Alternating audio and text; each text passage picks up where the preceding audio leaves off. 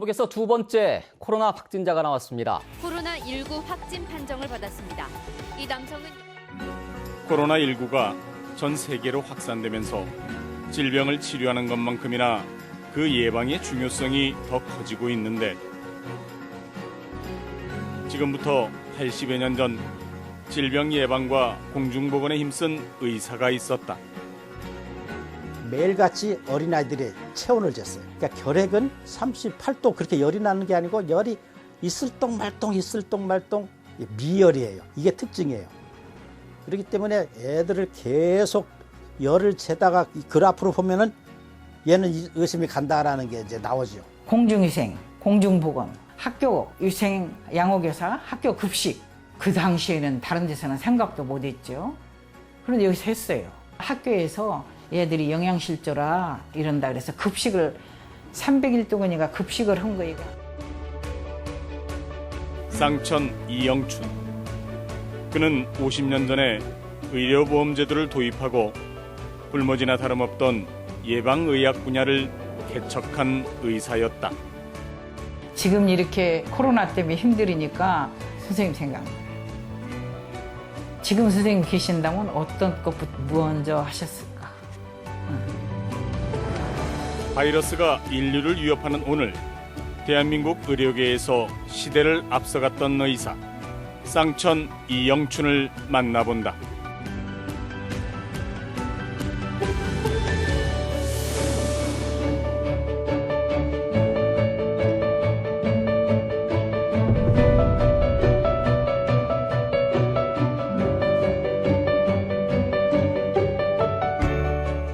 우리나라 최초로 양호실과 양호교사 제도를 도입하고 농촌위생연구소를 설립해 전염병 예방에 힘쓴 쌍천 이영춘 박사.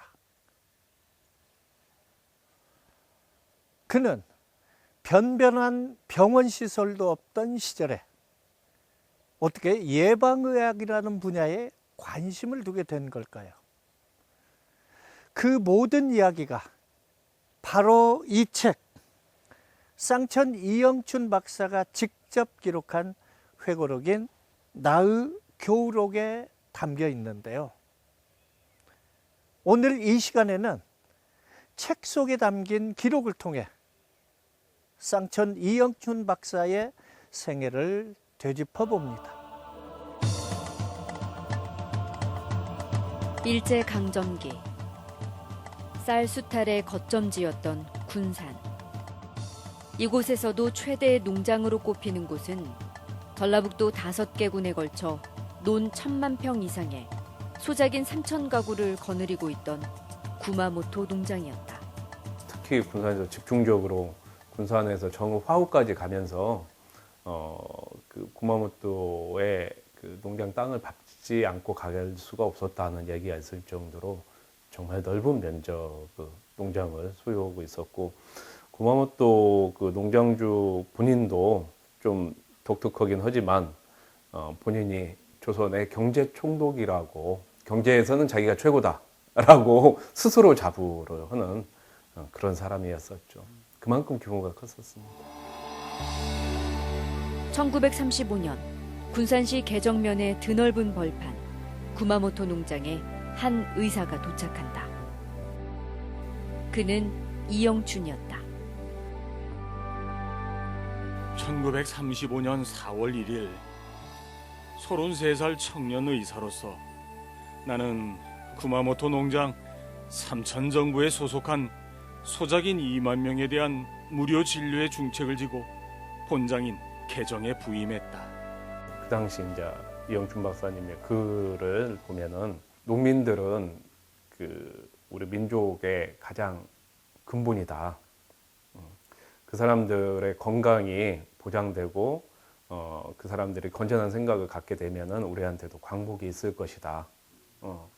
그 어떤 희망을 놓치지 않을 것이다라는 생각하에서 그 농장주의 제안을 승낙했다는 얘기가 나오거든요. 그리고 실제 그 당시 농민들의 실상은 소작인들의 실상은 거의 말로 하기 힘든 상황이었죠. 개정 본장엔 자예진료소 건물 39평을 신축 기공하고 8월에 낙성해 진찰실, 도서실, 약국, 수술실, 실험실 등을 구비해 진료소의 면모를 갖췄다. 1935년에 구마모토 농장에 있는 소작인들의 진료를 위해서 개정의 그 자예 진료소가 설치가 되죠. 그 농장이 5개군 26개 면에 걸쳐 있었죠. 그러다 보니까 그 산하에 있는 그 농장의 소작인들을 순회 진료할 수밖에 없었죠. 나는 조수 1명을 대동해 각 지장엔 주 1회 출진하고 그 외엔 개정 진료소에 집무했다.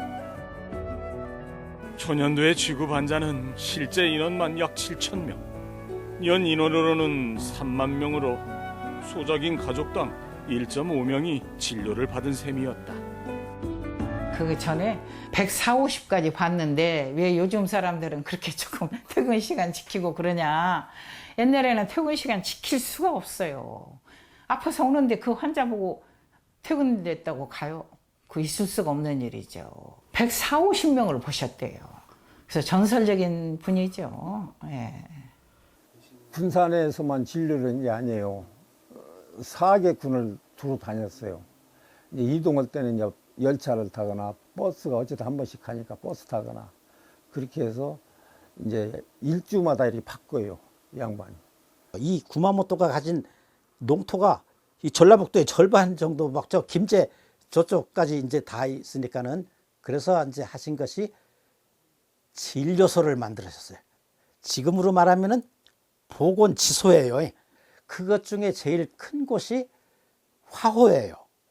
화호에도 진료소가 있었는데 거기에는 구마모토 농장에 거기에 또 더 많은 농토가 있었기 때문에 나중에는 화호 병원이 됐어요. 그래서 개정 병원이 본원은 여기 있고 화호 중앙병원도 있었고 이제 그렇게 됐죠. 다양한 질병과 몰려드는 환자들. 의사 이영춘의 고민은 깊어갔다. 환자의 질병 종류는 신경병, 피부병, 외상, 소화불량, 호흡기 질환, 기생충 등 농촌 생활의 비생 환경, 본인의 부주의, 고된 농촌 일로 인한 집안이 많았고 특히 나의 관심을 끈 건 기생충은 물론이요 결핵과 매독이 의외로 많다는 사실이었다. 우리 민족을 갉아먹는 이런 것을 어떻게 퇴치할까 그래서 일생 동안 고민하시다가 이제 지금으로 말하면은 우리가 이제 이 코로나19하고 이제 싸우잖아요. 이제 지금은 우리가 제일 시급한 문제가 코로나지만은 그때는 결핵, 매독, 기생충 이것이 우리 민족의 최대의 현안이었기 때문에 이것과 싸우는 이제 그런 예방의학자로서의 이제 일생 이제 삶을 살았었죠. 체력을 소모하고 체질을 저하하는 결핵과 매독, 유아의 발육과 성장을 억제하는 기생충이 만연하는 건 농촌이 그만큼 피폐해 간다는 뜻이었다. 나는 결핵, 매독, 기생충을 3대 민족의 도구로 생각하게 됐다. 3대 질환이라는 게 기생충, 그 다음에 결핵, 그 다음에 매독이었어요. 성병. 그런데 그 기생충이 어디서 와요? 환경 오염에서 오는 거 아니에요. 그러니까 위생 상태부터 교육을 해야 된다. 아프지 않게 예방하는 거. 그리고 이 환자로 하여금 어떻게 해서 내가 결핵 환자가 됐다는 것을 알게 하는 거. 그리고 앞으로 어떻게 하면 결핵이 치료될 수 있다는 거. 그런 것을 환자가 먼저 깨닫게 알게 자세하게 설명하는 거.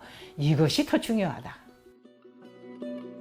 부임이 1년 동안 진료한 환자의 대다수는 보건사업이 발달되면 발병을 미연에 방지할 수 있는 사람들이었다. 나는 예방의학의 중요성을 절감하게 됐다. 1937년 8월 3일부터 13일까지 국제연맹 주최로 동양농촌위생회의가 인도네시아 자바에서 열린다는 사실을 알게 된 나는 이 회의가 내 사업에 기여될 것을 예상하고 꼭 참석하고 싶었다. 거기에서 동양위생회의가 열렸어요. 그때 쌍천 선생이 이 구마모토 리헤이 농장주의 지원으로 업저버로 그 회의에 참석을 합니다. 참석을 해서 이제 들어보니까 특히 거기에서 뭘시 그 중요했냐면 개량 주택하고 학교 환경 관리 이런 것들을 발표하는 걸 보고 상당히 흥미롭게 생각을 했어요. 그리고 돌아오는 길에 일본 대표단 중에 한 사람이 쌍천 선생한테 그런 얘기를 해줍니다. 우리 일본국에서 곧 보건소법이 이제 시행이 될 텐데 뭐 이런 얘기를 하니까 너무 흥미롭게 느껴지는 거예요. 그 전에는 그런 개념이 없었거든. 이제 보건소를 각 지역마다 등급별로 이렇게 배치하고 한다는 그런 아이디어가 없었는데 첫 해 여행에서 많은 견문을 가지고 돌아온 내 마음은 매우 착잡했다. 의욕은 크고 현실은 따르지 못하니 장차 어디서부터 무엇을 시작할 것인지 막연했다. 다음해 1938년 이른 봄부터 나는 개정국민학교의 학교 위생에 관심을 두기 시작한다. 구마모토 농장에 오자마자 스스로 개정초등학교 교의가 돼서 이제 애들을 돌보는데 그때도 항상 결핵이라는 게 머릿속에 있었기 때문에 이제 기록에 보면은 매일같이 어린아이들의 체온을 쟀어요. 매일같이 체온. 우리가 지금 어디 들어가려면 체온재죠. 그러니까 결핵은 38도 그렇게 열이 나는 게 아니고 열이 있을 똥 말똥 미열이에요. 이게 특징이에요. 그렇기 때문에 애들을 계속 열을 재다가 이 그래프로 보면은 얘는 의심이 간다라는 게 이제 나오죠. 그래서 걔들 곤란해서 다시 정밀 검사하고 개정 국민학교 거기에 가서 여기다가 위생실을 만들어야 되겠다라고 얘기를 하고 그 농장주를 설득합니다. 농장주가 기꺼이 20평짜리 그 위생실을 만들어 주는 거예요. 학교 위생실. 저희 어렸을 때는 양호실이라고 부르고 했던 그런 위생실을 만들고 거기에다가 이제 위생 그 양호 교사를 이제 배치를 해야 되는데 그 부분과 관련해서는 이분이 농장주도 만나고 그다음에 그 당시 전라북도지사 조선 사람이었습니다만 그 사람도 만나고 그다음에 보건위생교육은 총독부 항무국 소관이었거든요. 그래서 조선 총독부 항무국장을 만나서 그 얘기를 합니다. 그렇게 해서 개정에도 위생실 그리고 양호교사가 배치가 되고 그다음에 화호에도 배치가 되고 그렇게 하게 되는 거죠. 세 군데에 그 위생실과 양호교사가 배치가 돼요. 옥구군 내 교원 40명에게 3일간 학생위생 강습회를 개최하고 학교 위생에 사명을 역설했다. 학동보건에 대한 교육계의 관심이 높아짐에 따라 전라북도 내 초중고교 교사를 대상으로 한 학교위생 강습회가 해방 직후까지 계속됐는데 약 400여 명이 강습에 참가했다.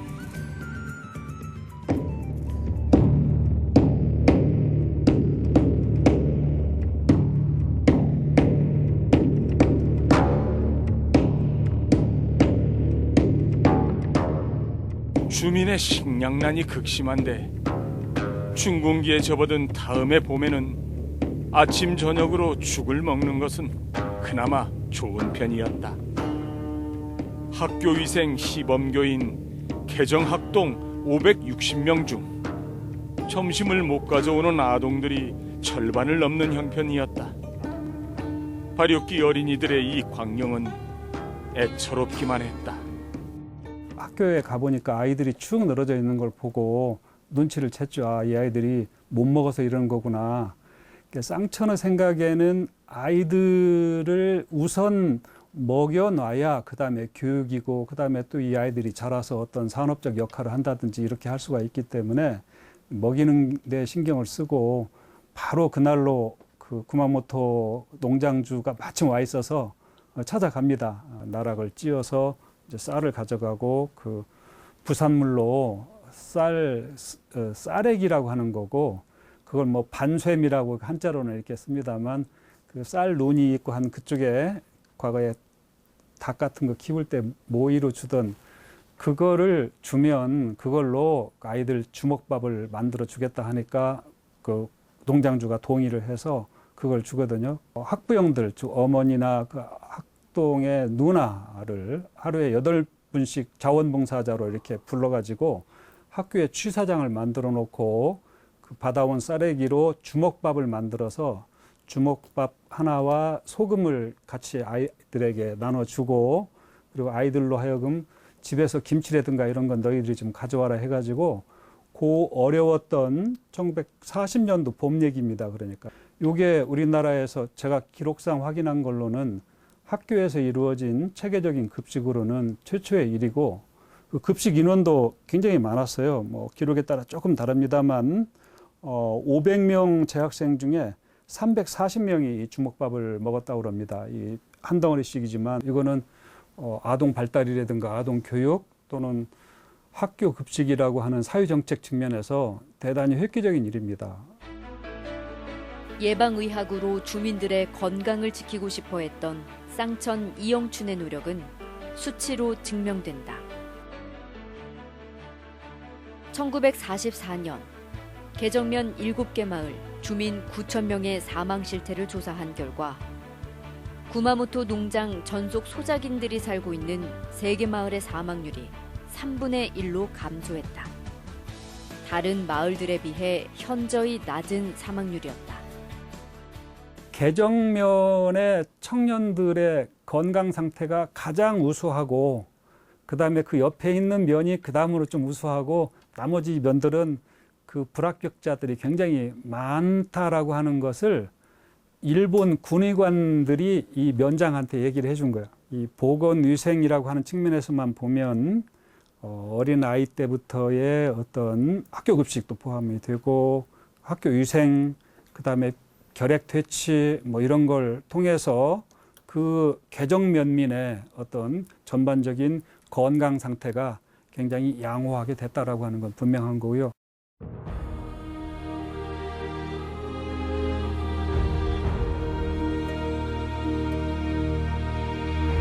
의사라는 직업은 당시에도 돈과 명예를 얻을 수 있는 자리였습니다. 하지만 쌍천 이영춘 박사는 열악한 농촌이었던 군산시 개정면에서 농민들의 질병 예방에만 매달렸습니다. 가족도 돌볼 수 없고 재산을 쌓을 수도 없는, 오히려 자기가 가진 것을 내놔야 하는 희생의 삶이었죠. 힘들 거라는 걸 뻔히 알면서도 그는 왜 농민들을 위한 예방의학자의 길을 걸었던 걸까요? 쌍천 이영춘은 평안남도 용강에서 농부 집안의 5남 1녀 중 막내로 태어났다. 형들을 따라 평양고보에 입학한 그는 사범과를 졸업하고 교사의 길을 걷는다. 초등학교 선생으로 발령을 받았어. 별강 초등학교, 다음에는 이제 여기 대구에 있는 대구 초등학교까지 발령을 받고 근무를 하시다가 무리를 해서 늑막염에 걸렸어요. 그게 도저히 못 해냈으니 이제 그만두었지.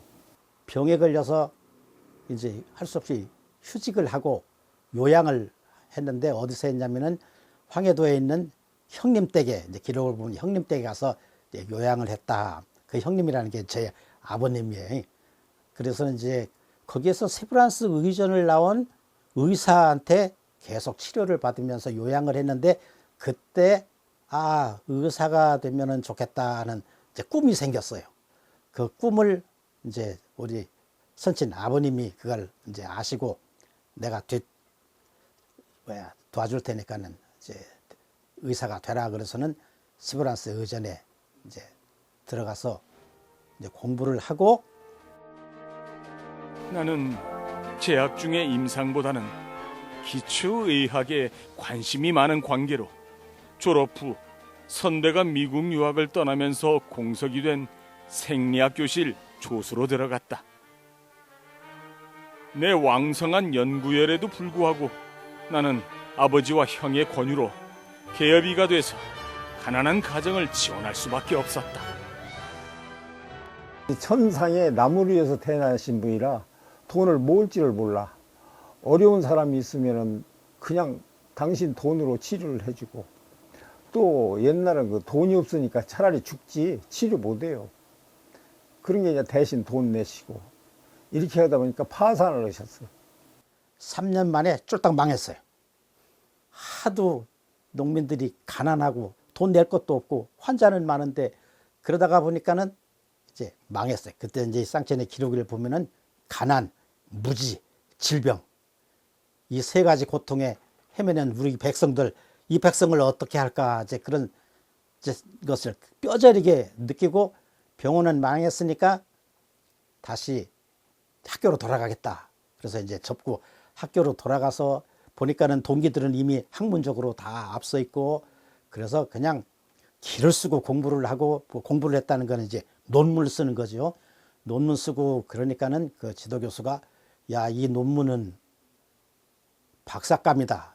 그래서는 그때는 지금처럼 박사학위 어디 대학원 등록하고 그러는 게 아니고 논문이 박사를 받을 만한지 아닌지를 심사하는 거였어요. 그래서는 그 논문들을 일본의 교토 제국대학에 보내서 박사학위를 받았어요.